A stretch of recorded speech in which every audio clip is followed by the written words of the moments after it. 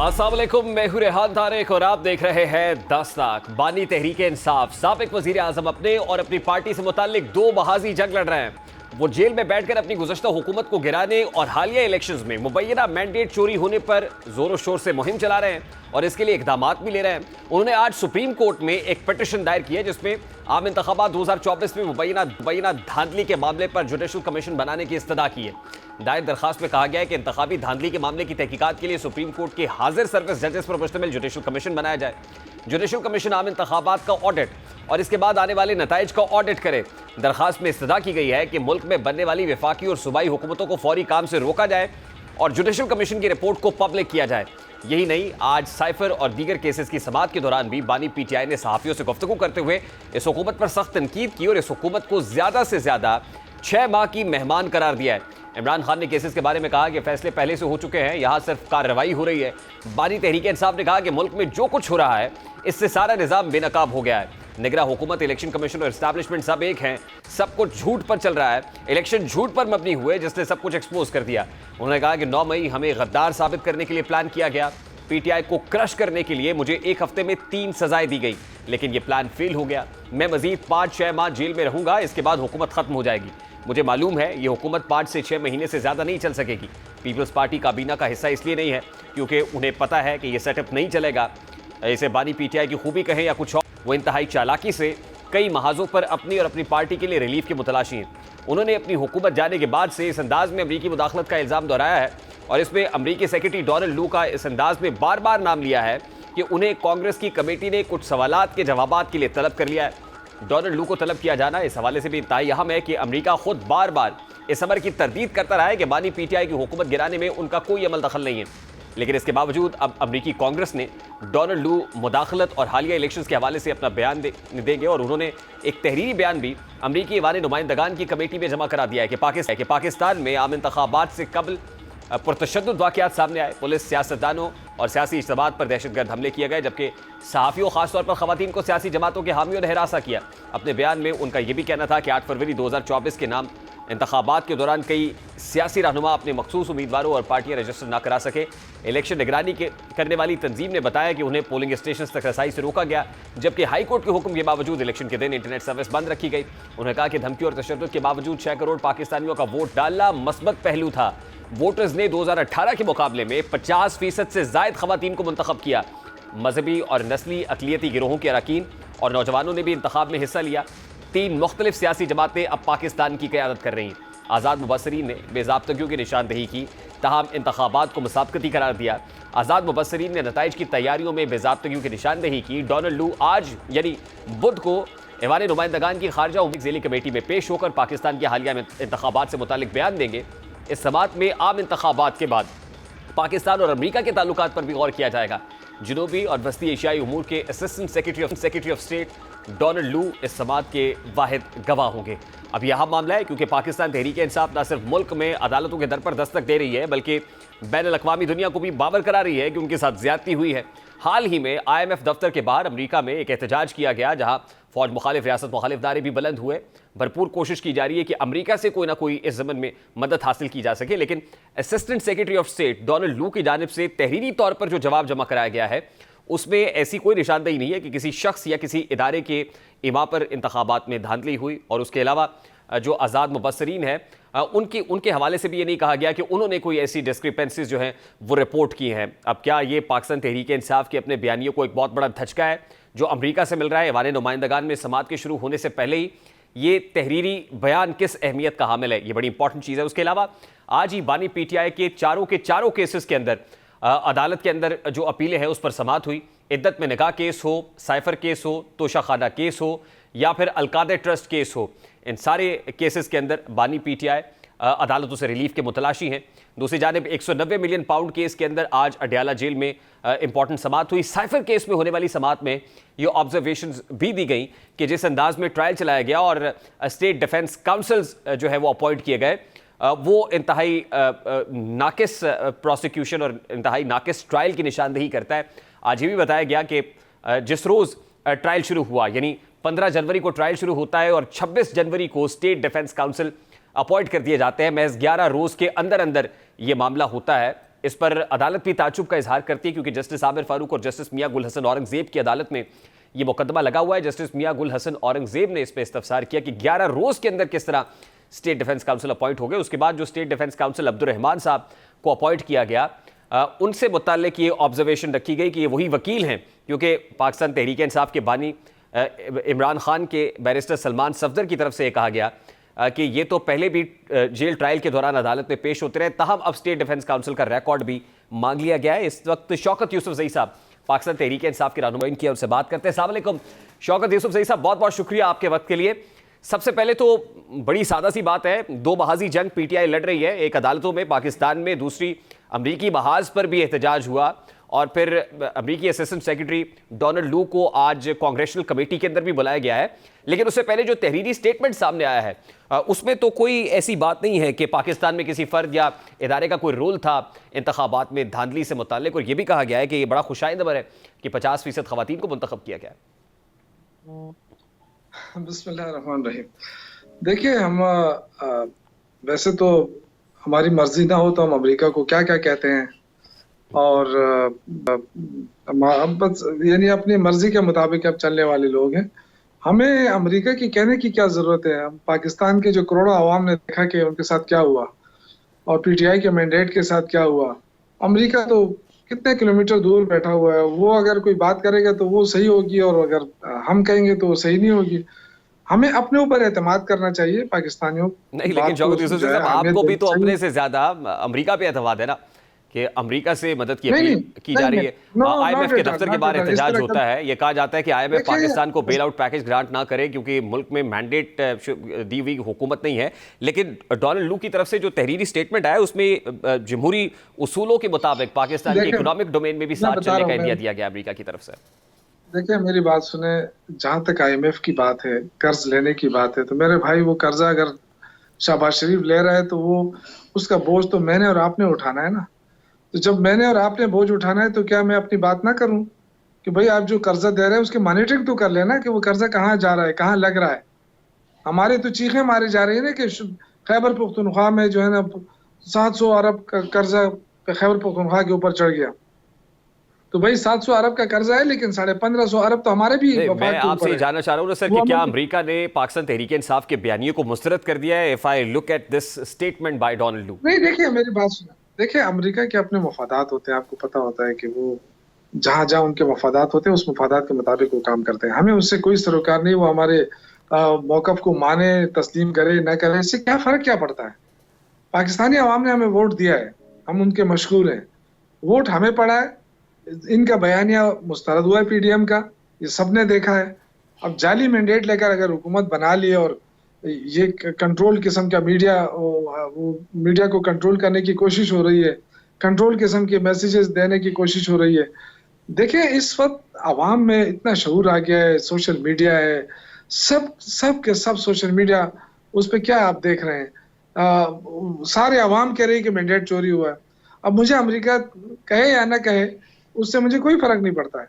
लेकिन मैं ये देखो, हम अगर बात करते हैं यूएनओ की बात करते हैं, लेकिन आज आप ये कह रहे हैं कि फर्क नहीं पड़ता, लेकिन बहुत पैसे खर्च किए हैं ना पाकिस्तान तहरीक इंसाफ ने, लॉबिंग फर्म्स को पैसे दिए हैं, रिपब्लिकन सेनेटर्स को इकट्ठा किया गया, कांग्रेसमैन के साथ जो है वो कॉन्फ्रेंसेस रखी गई, समिट्स रखी गई, तो ये एक मैस मोबिलाइजेशन थी जो पीटीआई की तरफ से की गई। अगर आज आप ये कह दें कि फर्क नहीं पड़ता तो ये अलग बात है। देखें, जब 2013 के इलेक्शन हुए ना, जो 2013 के इलेक्शन में सब ने देखा कि धांधली हुई थी, और उसके बाद जब वो हल्के खुले, जब कमीशन बना तो उसमें क्या निकला, वो कहते हैं जी धांधली का तो, मुनज़्ज़म धांधली का तो नहीं है, लेकिन बेकायदगियां हुई है। तो बेकायदगियां क्या होती है, मतलब बेकायदगी इसको होती है कि मेरा वोट था, आपने जबरदस्ती छीन के उधर ले लिया, तो ये बेकायदगी हो गया। अब इसको आप ना कहें कि जी मैंडेट चोरी हुआ है। तो देखिए, मैं अर्ज करता हूँ, मैं अमेरिका की बात अपनी जगह पे, मैं सिर्फ चूंकि पाकिस्तानी आवाम को हम जवाबदेह हैं और हम समझते हैं कि हमारा मैंडेट चोरी हुआ है, और अगर चोरी नहीं हुआ है तो इलेक्शन कमीशन क्यों, मतलब ये कि अभी तक जुडिशल कमीशन बन जाना चाहिए ना। जब इमरान खान ने डिमांड किया है और पार्टी डिमांड कर रही है, तो जुडिशल कमीशन में क्या है, बना ले, दूध का दूध पानी का पानी। अमेरिका अपनी जगह पे, क्या हम अमेरिका से कम वो हैं? हमारी की कोई अहमियत नहीं है? ये बात आपकी दुरुस्त है। पाकिस्तानी पहले अवाम की पहले पार्टी अमेरिका इरादा- से इस्तफसार किया गया, मगर आज सुप्रीम कोर्ट में बानी पीटीआई ने जुडिशल कमीशन बनाने की इस्तदा भी कर दी है, एक पिटीशन गई है। तो what are you looking at? क्या सुप्रीम कोर्ट ऑफ पाकिस्तान इसमें इंटरवीन करेगी? कोई जुडिशल कमीशन बनता हुआ देख रहे हैं? क्योंकि मैं इसलिए पूछ रहा हूं कि आप तो पार्लियामान के फ्लोर पर मौजूद हैं, आपको नहीं लगता कि पार्लियामान के फ्लोर पर rather than going to the court, parliament के फ्लोर पर यह मुकदमा आसानी से लड़ा जा सकता है? देखिए, पार्लियामान का तब होता है जब मुखालिफ जो पार्टी है वो भी तो अपने मैंडेट लेकर आई हो ना। जब मैंडेट आपका चोरी किया तो वो कहाँ आपके मैंडेट तस्लीम कर रहे हैं? वो तो जाहिर है वो हम अपने मैंडेट नहीं, की लेकिन बात कर रहे हैं, 2013 के वो बाद अपने- भी एक धांधली कमीशन तो बनाया गया था सर, और उसके बाद भी धांधली कमीशन उसको परसू नहीं किया गया पार्लियामान के फोरम पर। अगर पार्लियामान को बेतौकीर करेंगे, इज्जत नहीं देंगे, तो फिर तो इसी तरह दर दर पे ठोकरें खानी पड़ेंगी। तो देखें, मैं तो ये कह रहा हूं कि जिस मुल्क पार्लियामेंट्री में डेमोक्रेसी में तो बेहतर ये होता है कि पार्लियामान जिस को मजबूत मुल्क किया में जाए। देखिए, जमहूरियत जाली मैंडेट से कभी जमहूरियत मजबूत नहीं होती है, ये जहन में रख लें।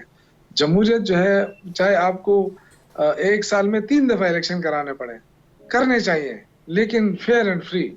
जब इलेक्शन फेयर एंड फ्री नहीं होंगे तो ये जहन में रख लें कि जमहूरियत जमहूरियत ये सिर्फ ढकोसला बातें हैं, ये इससे कभी जमहूरियत मजबूत नहीं होगी। ये सिर्फ जमहूरियत के नाम पे ये जो कुछ कर रहे हैं, अल्लाह माफ करे, पीडीएम वाले हमेशा पीपल्स पार्टी को देखें, मुस्लिम लीग को देखें, यही लोग थे जो डेमोक्रेसी डेमोक्रेसी खेलते रहे, फिर एक दूसरे पे इल्जाम तराशी करते रहे, वो चोर, वो कहते हैं वो चोर, और आखिर में जाके सारे मिल गए, बैठ गए इक्तदार के लिए। उनको पता चल गया कि पीटीआई से हम इक्तदार अकेला अकेला नहीं कर सकते, तो सारे मिल गए। तो मैं कहने का मकसद कि इनका तो देखें, इनका खाना पीना, इनका सब कुछ एक ही है। अवाम बेचारों का कोई फिक्र नहीं है। अवाम आप देखें, आप एक आटा की बोरी तकसीम कर रहे हैं पंजाब में, उसमें भी नवाज शरीफ की तस्वीर लगा के अच्छा दे रहे देखिए शौकत यूसुफ सही साहब, आप हैं। क्योंकि लीगल फ्रेटर्निटी से नहीं पीटीआई की, आप आपका पॉलिटिकल बैकग्राउंड है, सीजन पॉलिटिशियन है, पीटीआई को रिप्रेजेंट करते हैं, साबिक सूबाई वजीर हैं।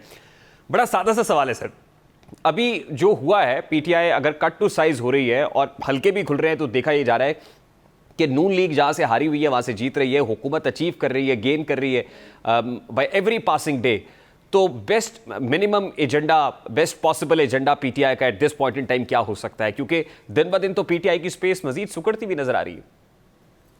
देखें, ये तो हमें पहले से ही पता था कि ये हमारे साथ क्या करने वाले हैं। जाहिर है ये इनको सूट नहीं करता है कि तहरीक इंसाफ हुकूमत में आए, कि हम ये जिसकी गुलामी करना चाहते हैं उनकी गुलामी हम नहीं कर सकते, और हम पाकिस्तान को खुद मुख्तार देखना चाहते हैं। पाकिस्तान वो मुल्क है कि वो अगर रशिया से भी अपना सस्ता कुछ ले सकता है तो उसको लेना चाहिए, ईरान से भी लेना चाहिए, हर जगह से। हमें जो है ना, कोई हमें बाउंड न करे। या तो देखे ना, अमेरिका या तो हमारे ऊपर डॉलरों की बारिश कर दे पाकिस्तान के ऊपर, या हमारा सारा कर्जा माफ कर दे, तो फिर तो बात बनती है कि चलो किसी की बात मान ले। लेकिन अगर वो हमारे ऊपर कर्जे भी वो बड़ा शराइत के साथ दे, और उसके बावजूद वो कहे कि जी आप ईरान से गैस पाइपलाइन नहीं ला सकते, आप रूस से तेल नहीं ला सकते। बट शौकत यूसुफ सही साहब, यही तो आपने अपनी हुकूमत में किया ना सर। अब इसका at this point in time कोई ऑल्टरनेट तो नहीं है। We have to go to the IMF by every means, हमें जाना है। मैं तो आपसे ये सवाल कर रहा हूं सर, मैं तो आपसे ये शौकत यूसुफ सही साहब सवाल कर रहा हूं कि पीटीआई की जो स्पेस स्क्वीज हुई है, आपको नहीं लगता कि पीटीआई की अपनी बहुत सारी गलती और ब्लंडर से हुई है? तो मैं ये कह रहा हूं कि अब रेक्टिफिकेशन क्या है या करेक्टिव मेजर क्या है पीटीआई के पास कि यहां से टेक ऑफ कर सके या एटलीस्ट यहां से स्टेबल हो सके? मैं बड़ी हैरत मुझे होती है, ये बात हमारे दोस्त कहते हैं कि जी आपने जो गलतियां की है उससे कुछ सीखा है। हमने कौन सी गलती की है? अगर आप मुझे ये कहते हैं कि आपने असम्बलियां तोड़ी, तो वो असम्बलियां तोड़ना कौन सा गैर कानूनी काम था? हमें इख्तियार था ना असम्बली तोड़ने का, हमें ये इख्तियार था कि 90 दिन में इलेक्शन कराने का, तो हम तो कानून आइन के मुताबिक चले हैं। यही तो आपका आइन कहता है कि जब असम्बलियां ना चले तो तोड़ दी जा सकती हैं, नए इंतखाबात की तरफ जा सकते हैं। हमने कोई गैर कानूनी कब्जा तो नहीं किया ना। हमने किस पे कब्जा किया, किस पे हो किया? हम तो आवाम के पास जा रहे थे। यही आपकी डेमोक्रेसी कहती है, यह आपका आइन कहता है। तो हम आवाम के पास जा रहे थे, उन्होंने ब्रेक लगा दिया। 1.5 साल शहबाज शरीफ को मुसल्लत किया, पीडीएम की हुकूमत मुसल्लत हुई, मिसकैलकुलेशन हुई ना सर, मिसकैलकुलेशन हुई पीटीआई से, अब भी हो रही है। मतलब किस पार्टी से इत्तेहाद करना है, कहां से मखसूस नशिस्तें मिलेंगी, बहुत सारी जगहों पर अभी ब्लंडर्स हो रहे हैं, मिसकैलकुलेशन हो रही है। मैं तो आपसे ये जान रहा हूं कि कैसे रेक्टिफिकेशन क्या पॉसिबल है? कोर कमेटी इजलास में अब क्या कंसेंसस हुआ है, क्या करेंगे अब? देखें, इस बात से मैं इत्तेफाक करता हूँ, हमसे गलतियां हुई है इस हवाले से, लेकिन हमारे पास ऑप्शन क्या था? लीडर हमारा जेल में है इस वक्त। जो मेन लीडरशिप थी वो सारे आपको पता है कि अंडरग्राउंड थी। अब आहिस्ता आहिस्ता आए और उनके खिलाफ भी अभी कैसे अब अली अमीन गंडापुर वज़ीर आला बन गया, उनके खिलाफ वारंट गिरफ्तारी जारी करने का वो हुआ। तो ये हमें पता है कि ये हमें बर्दाश्त नहीं कर रहे हैं, लेकिन अवाम हमारे साथ है, हमें कोई खौफ नहीं है। ये अगर दोबारा इलेक्शन कराना चाहते हैं, हम दोबारा भी तैयार हैं। कोई खौफ नहीं है, अल्हम्दुलिल्लाह अवाम ने मैंडेट दिया है। बयानिया जो पीडीएम का था वो मुस्तरद हुआ है, इसलिए कि ये आए थे कि जी हम महंगाई कम करेंगे। बस क्विकली मुझे बता दें कि एंटी इस्टेब्लिशमेंट नैरेटिव लेकर ही चलेंगे। मज़ाहमती बयानिए के साथ ही पीटीआई ने फैसला कर लिया कि यही नैरेटिव है जिसको आगे कंटिन्यू करना है। देखिए, ये हमारे नैरेटिव में क्या है, हमने क्या है, मतलब एस्टेब्लिशमेंट की तरफ जो जिस तरफ आपका इशारा है। देखिए, ज्यादातर लोग ये समझते हैं कि हम फौज के खिलाफ हैं। हम हरगिज फौज के खिलाफ नहीं। इमरान खान ने कितनी मर्तबा कहा कि फौज मेरी फौज है, ये इदारे हमारे इदारे, हमने इनको मजबूत बनाना है। लेकिन अब इलेक्शन कमीशन जैसे इदारे में अगर कोई बंदा बैठा हो और वो मैनिपुलेशन करे और तासुबाना मुतासिबाना फैसले करे, तो उसका फिर क्या हल क्या हो सकता है? जाहिर है उसके खिलाफ फिर एहतजाज ही हो सकता है कि अगर हमारा कोई हक हमारा कोई बस न चले। लास्टली शौकत यूसुफ सही साहब, मैं आपको एक शॉर्ट सुनवाना चाहता हूँ, प्लीज वो सुनिए, उस पर आपका कमेंट और फिर मुझे ब्रेक पे जाना है। जरा प्रोड्यूसर अली अमीन गंडापुर साहब ने जो कहा है आज, वो जरा प्ले कीजिएगा। मेरा ना चाहो रिश्वत हो, रिश्वत मांगे मेरा ना चाहो, सिर फाड़ दो, गैरत करो। रिश्वत लेने वाला और देने वाला दोनों झन्नी है, ना पे झन्नी पड़ो तो ना बैंक पड़ने दो, ना लुआ सिर फाड़ पूरा बाल आली क्यों पड़े को तेरे क्यों झनों को बचाए वो पर बख्ता आलू की पाव में मेरा जान चंगाई की थी है कोई सारे को। ये चीफ मिनिस्टर केपी के अली अमीन गंडापुर साहब कह रहे हैं जो रिश्वत लेने के लिए आए आप उसका सर फाड़ें और फिर मेरा नाम ले। अगर आपसे कोई कहे तो फिर मेरा नाम ले लें कि चीफ मिनिस्टर ने कहा था कि सर फाड़ देना। ये चीफ मिनिस्टर तरवीज कर रहे हैं, तो लॉलेसनेस नहीं होगी केपी के अंदर? ये किस चीज को फरोग दे रहे हैं शौकत यूसुफ सही साहब? देखें, इसको नेगेटिव ले लिया गया है, लेकिन इसको तो पॉजिटिव लेना पड़ेगा। देखिए, हम अगर करप्शन पे जीरो टॉलरेंस रखते हैं, तो उन्होंने लोगों को ये बताने की कोशिश की है कि हम जीरो टॉलरेंस रखते हैं करप्शन के हवाले से, तो ये तो अच्छी बात है। लेकिन ये जो उन्होंने बात की नहीं, इसका मकसद हरगिज़ ये नहीं है कि जाए वाकई सर फोड़े। वो सिर्फ ये कि उन्होंने एक डेटरेंस बनाने की कोशिश की है कि इसके खिलाफ हम हैं, करप्शन के खिलाफ हमारी जिहाद है, जदोजहद है और शुरू दिन से। इसीलिए तो सारे पार्टियां हमारे खिलाफ हो गई थी।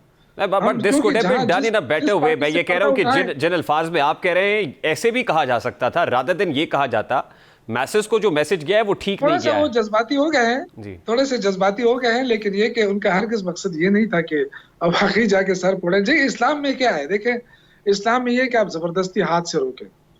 अगर आप बुराई को हाथ से नहीं रोक सकते तो आप कम से कम उसको वो करें, आखिरी जो हाथ है आपकी वो जबान से उसको मना करें। जब जबान से भी नहीं मना कर सके तो आखिर क्या है, दिल में तो उसको बुरा समझे ना। तो हम तो बुरा समझ रहे हैं इसको, करप्शन को, क्योंकि पाकिस्तान जो इस हालात का शिकार हुआ है आज, उसकी बुनियादी वजह तो करप्शन है, कोई माने या ना माने। शौकत यूसुफ साहब,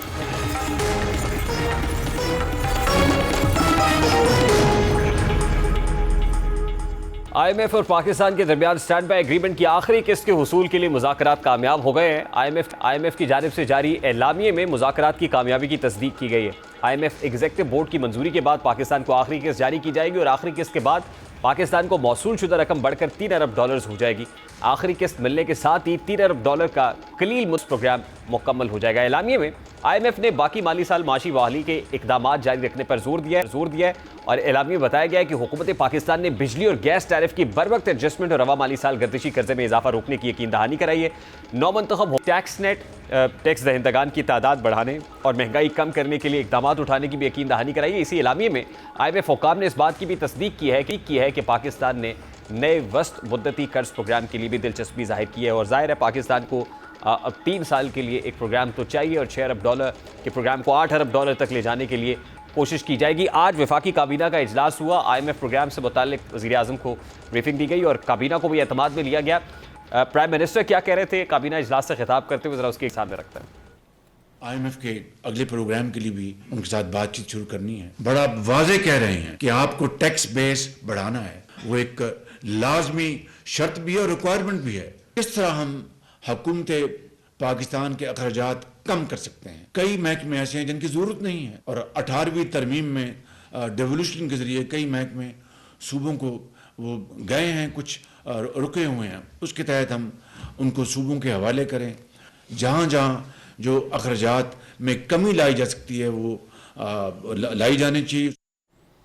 वक्त बड़ा अहम है जब chief of the army staff general Asim Munir भी दौरे सऊदी अरेबिया पर पहुंचे हैं और सऊदी क्राउन प्रिंस मोहम्मद बिन सलमान से उनकी मुलाकात भी हुई है, जहां दो तरफा अस्करी ताउन के फ़रोग़ पर बातचीत हुई है। वहीं इकनॉमिक डोमेन से मुतालिक भी यह दौरा इंतहाई अहमियत का हामिल है, क्योंकि इससे पहले chief of the army staff जनवरी 2023 में अपने पहले दौरे पर सऊदी अरब गए थे और मोहम्मद बिन सलमान साहब से मुलाकात हुई थी और फिर उन्होंने जो फंड फैसिलिटी उसको एक्सटेंड भी किया था। और इकोनॉमिक डोमेन के अंदर जाहिर है जब when it comes to international creditors तो सऊदी अरेबिया का रोल बड़ा क्रूशल हो जाता है। और इस दौरे को भी SIFC special investment facilitation council की डोमेन हो या ओवरऑल पाकिस्तान की इकोनॉमिक डोमेन हो, उसमें सरमायाकारी के एतबार से भी इंतहाई अहमियत का हामिल समझा जा रहा है। और फिर chief of the army staff के जो सऊदी अरेबिया के साथ ताल्लुकात और 3 साल उन्होंने सऊदी अरेबिया में सर्व भी किया है, उस कॉन्टेक्स्ट में भी इसको बड़ा अहम जाना जा रहा है। बात करेंगे हारून शरीफ साहब जो माहिर इक्तिसादी अमूर है, सीनियर तजिया कार हमारे साथ मौजूद है। अस्सलाम वालेकुम हारून शरीफ साहब, बहुत बहुत शुक्रिया आपके वक्त के लिए। सबसे पहले तो your comment on IMF programme कि जो IMF के साथ हमारी नेगोशिएशंस कामयाब हुई हैं और बताया जा रहा है कि IMF कन्विंस्ड के जो लास्ट ट्रांच है इस कलील मुद्दती प्रोग्राम की वो जारी कर दी जाएगी। How do you see this? जी बहुत शुक्रिया। देखिए ये जो स्टैंड बाय अरेंजमेंट है ये प्रोग्राम नहीं होता है, ये एक इंटरम फैसिलिटी होती है और पाकिस्तान ने उसकी जो प्रायर एक्शंस थे मीट किए हैं और हमें 1.1 बिलियन डॉलर्स की लास्ट ट्रांच अब इंशाल्लाह 1-2 हफ्ते में एग्जीक्यूटिव बोर्ड की मीटिंग के बाद रिलीज हो जाने देखिए चाहिए। तो ये खुश बात है कि पाकिस्तान ने फाइनेंशियल डिसिप्लिन कायम रखा है गवर्नमेंट में भी और जितने उनके थे उसको ऑनर किया है। But still lot more to do और IMF डू मोर का मुतालबा भी कर रहा है। फिस्कल डिसिप्लिन शायद अभी बहुत है जो पाकिस्तान को अपने इकोनॉमिक डोमेन में लाना पड़ेगा। आप क्या देख रहे हैं कि $3 बिलियन का जो नेक्स्ट 3 ईयर्स के लिए प्रोग्राम है, $6 बिलियन का माफ कीजिएगा, उसके लिए पाकिस्तान को मजीद कितने पापड़ बेलने पड़ेंगे? जी देखिए पाकिस्तान, पहले हमें यह समझने की जरूरत है कि पाकिस्तान का जो बैरूनी अदायगियां हैं उसका जो अदम तवाज़ुन है वो हमारे इनफ्लोज से कहीं ज्यादा है, इसलिए हमें IMF के पास जाना पड़ता है। IMF जो है वो बार बार पाकिस्तान को, जिसको वो डिस्टॉर्शंस कहते हैं, वो दूर करने की बात करता है कि आपका टैक्स नेट बहुत नैरो है, आपकी कलेक्शन है, आप अनड्यू सब्सिडीज दें, आप अपने जो इखराजात पब्लिक फाइनेंशियल मैनेजमेंट सूबों के और फेडरेशन के उस पर तवाज़ुन लाइए। तो ये सारी चीजें जो हैं वो इसलिए हैं क्योंकि हम इस वक्त उनके ऊपर डिपेंडेंट हैं कि हमने अपनी एक्सटर्नल अगर पेमेंट करनी है और डिफॉल्ट नहीं करना तो हमें IMF का 6 से 8 अरब डॉलर भी चाहिए और उनकी स्टैम्प भी चाहिए कि वो पाकिस्तान की जो फाइनेंशियल मैनेजमेंट है उसको ओवर है। लेकिन ये प्रोग्राम जो है ये हमें कहीं से भी गारंटी नहीं करता कभी भी किसी मुल्क में कि इससे इकोनॉमिक ग्रोथ रिवाइव हो जाएगी सिर्फ इस प्रोग्राम से। ये एक ब्रीदिंग स्पेस देता है जिसके अंदर हमें अब हम अपनी मईशत का ढांचा। हारून शरीफ साहब, बड़े इंपॉर्टेंट नुक्ते की जानिब आपने निशानदेही की है। जो एक्सटर्नल बर्डन है, एक्सटर्नल डेट पेमेंट्स हैं, $6 अरब से जायद तो वो रुकू में जो अदा करनी पड़ेगी। और फिर आज ही शहबाज शरीफ साहब ने काबीना इजलास से खिताब करते हुए कहा कि ये जो रोल ओवर्स हैं इसकी तरफ हमें नहीं जाना है अगर हमने इकोनॉमिक डायरेक्शन ठीक करनी है और रिवाइवल होना है। तो आज ही chief of the army staff general Asim Munir के सऊदी क्राउन प्रिंस से मुलाकात भी हो गई है और फिर रोल ओवर्स के लिए जाहिर है सऊदी अरेबिया का रोल भी बड़ा इंपॉर्टेंट है, एक्सटेंडेड फंड फैसिलिटी को लेकर भी बहुत ज्यादा रोल इंपॉर्टेंट है। तो फिर पैरेलल इसको किस तरह से देखता है कि जो हमारा, क्योंकि बैरूनी हमने अदायगियां करनी है कंट्रीज से मेनली से और सऊदी अरब से और इंश्योरेंसेस आती हैं तो IMF उसकी बेस के ऊपर वो हमें आगे की फैसिलिटी को साइन ऑफ करेगा। अच्छा हारून शरीफ साहब, sorry I will have to cut you here, signal stable नहीं है, आपकी आवाज ठीक तरीके से नहीं आ पा रही है।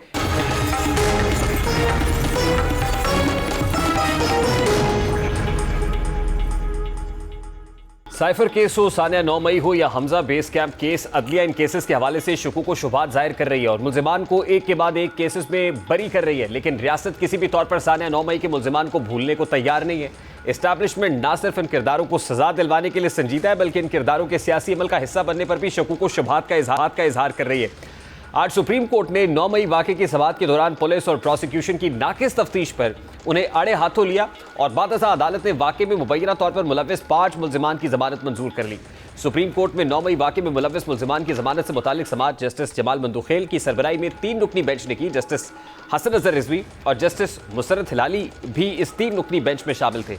मुल्जिमान अवैस, सैफुल्लाह, नसरुल्लाह, कामरान और वकास पर हमजा कैंप रावलपिंडी हमले समेत तोड़ फोड़ का इल्ज़ाम है। उनके खिलाफ थाना न्यू टाउन में दर्ज मुकदमा था और समाअत के दौरान सुप्रीम कोर्ट ने पुलिस और प्रोसिक्यूशन की नाकिस तफ्तीश पर सरजरिश करते हुए जस्टिस जमाल खान मंदुखेल ने सवाल पूछा कि क्या रैली निकालना, ये सियासी जमात का कारकुन होना कोई जुर्म है? तलबा यूनियन और सियासी जमातों पर पाबंदी लगाने से ही आज ये बर्बादी हुई है। उन्होंने सवाल पूछा कि क्या एक हेड कांस्टेबल के बयान पर साबिक वज़ीर आज़म को गद्दार मान लें, खुदा का खौफ करें, ये किस तरफ जा रहे हैं? जस्टिस हसन अजहर रिजवी ने सवाल पूछा कि मुल्जिमान के खिलाफ क्या शवाहिद हैं, क्या सीसीटीवी कैमरों से शनाख्त हुई, जिस पर तफ्तीशी अफसर ने जवाब दिया कि हमजा कैंप समेत दीगर मकामात के कैमरे मुजाहिरीन ने तोड़ दिए थे। जस्टिस जमाल मंदुखेल ने कहा कि इसका मतलब है ये मुल्जिमान के खिलाफ कोई सबूत नहीं है, सिर्फ पुलिस के बयानात हैं। मुकदमे में दहशतगर्दी की दफात क्यों लगाई गई है? FIR में दहशतगर्दी की दफात लगाने पर जस्टिस जमाल खान मंदुखेल ने सरजनिश की। उन्होंने कहा कि आपको फिर इल्म ही नहीं कि दहशतगर्दी होती क्या है। जस्टिस जमाल खान मंदुखेल ने रिमार्क्स दिए कि क्या आपको पता है कि इंसदादी दहशतगर्दी की दफात किन हालात में लगाई जाती हैं? हाल ही में दहशतगर्दी के एक वाक़े में एक अफसर की शहादत हुई, वो दहशतगर्दी का वाक़या है। पेशावर में साने आर्मी पब्लिक स्कूल दहशतगर्दी का वाक़या था। कोयटा में वकला पर खुद कुछ धमाका किया गया, वो वाक़या दहशतगर्दी का था। अपना सियासी खेल सियासी मैदान में लड़ें, अदालतों में सियासी लड़ाई ना लड़ें। वकील पंजाब हुकूमत ने अदालत को आगाह किया कि स्पेशल ब्रांच लाहौर का एक हेड कांस्टेबल भी गवाह है, जिस पर जस्टिस जमाल खान मंदुखेल ने कहा कि वाक़या रावलपिंडी का है और गवाह लाहौर का है। जस्टिस हसन अजहर रिजवी ने कहा कि पुलिस के पास गवाही के अलावा कोई सबूत ही मौजूद नहीं, जिस पर तफ्तीशी अफसर ने कहा कि मुल्जिमान के खिलाफ मुकदमा दर्ज किया, फिर मौके पर जाकर गिरफ्तारी की, जिस पर जस्टिस जमाल बना कि गिरफ्तारी से पहले मुल्जिम ने नाम कैसे मालूम थे? सारे केस का पुलिस खुद सत्यानाश कर देती है। जस्टिस हसन अजहर रिजवी ने कहा कि सीसीटीवी कैमरे की रिकॉर्डिंग महफूज होती है, लोग मोबाइल से भी वीडियो बनाते हैं, जिस पर वकील पंजाब हुकूमत ने कहा कि मुल्जिमान से पेट्रोल बम बरामद हुए, फायरिंग का भी इल्ज़ाम है। जस्टिस हसन अजहर रिजवी ने कहा कि पेट्रोल बम कौन कहां से लाया, घर से तो कोई नहीं ला सकता, तफ्तीश क्या कहती है? जिस पर वकील पंजाब हुकूमत ने जवाब दिया कि तफ्तीश में यह पहलू सामने नहीं आया। जस्टिस हसन अजहर रिजवी ने कहा कि मुल्जिमान पर फायरिंग का भी इल्ज़ाम है, कोई असलहा बरामद हुआ, न पुलिस जख्मी हुई। जस्टिस जमाल खान मंदुखेल ने कहा कि तफ्तीशी अफसर अपनी तरफ से कहानियां बना रहा है। बादशाह अदालत ने मुल्जिमान की जमानत मंजूर करते हुए 50-50 हज़ार के मचल के जमा कराने का हुक्म दिया। जमानत मंजूर करिए इस इंतहाई अहमियत का हामिल है। एक तरफ 9 मई के मुल्जिमान को करारवा की सज़ा देने की का इंदिया हो रहा है, इस अज़्म का यादा किया जा रहा है। दूसरी तरफ से आज अदालत की जानिब से न सिर्फ ये रिमार्क्स इंतहाई गैर मामूली हैं, बल्कि 9 मई के मुल्जिमान को जमानतें भी दे दी गई हैं।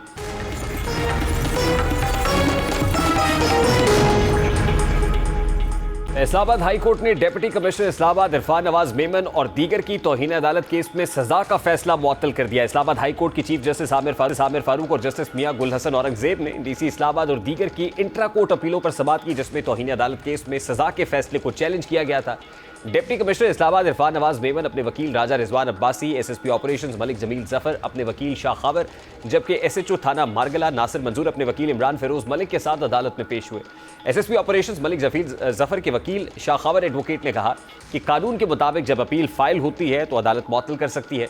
जस्टिस मियां गुल हसन औरंगजेब ने इस्तफसार किया कि कौन सा ऑर्डर था जिसकी खिलाफ वर्जी हुई है, जिस पर राजा रिजवान अब्बासी ने बताया कि शहरियार आफरीदी का MP ऑर्डर जारी किया गया था। जस्टिस मियां गुल हसन औरंगजेब ने रिमार्क्स दिए कि हमारे हुक्म इम्तनाई को इस्लामाबाद पुलिस देखती भी नहीं है, हम गिरफ्तारी से रोकते हैं तो वो लाजमी गिरफ्तार कर लेते हैं, जब तौहीन अदालत की कार्रवाई होती है तो माफिया मांगते हैं, हम तो आपको मजबूत बनाना चाहते हैं। इस्लामाबाद हाई कोर्ट ने सिंगल बेंच का फैसला मुअत्तल करते हुए इंट्रा कोर्ट अपील पर समाअत मुलतवी कर दी, जिसकी तारीख बाद में रजिस्ट्रार ऑफिस मुकर्रर करेगा। इस्लामाबाद हाई कोर्ट ने तौहीन अदालत केस में डिप्टी कमिश्नर इस्लामाबाद को 6 माह, SSP ऑपरेशंस को 4 से थाना मारगला को 2 माह कैद और 1-1 लाख रुपए जुर्मानों की सजा का फैसला मुअत्तल कर दिया। इस्लामाबाद हाई कोर्ट ने कहा कि आइंदा समाअत तक सजाएं मुअत्तल रहेंगी। प्रोग्राम के वक्त अपने इख्तिताम को पहुंचा, आपसे मुलाकात होगी इंशाअल्लाह। कल अपना रखिए ख्याल। अल्लाह हाफ़िज़।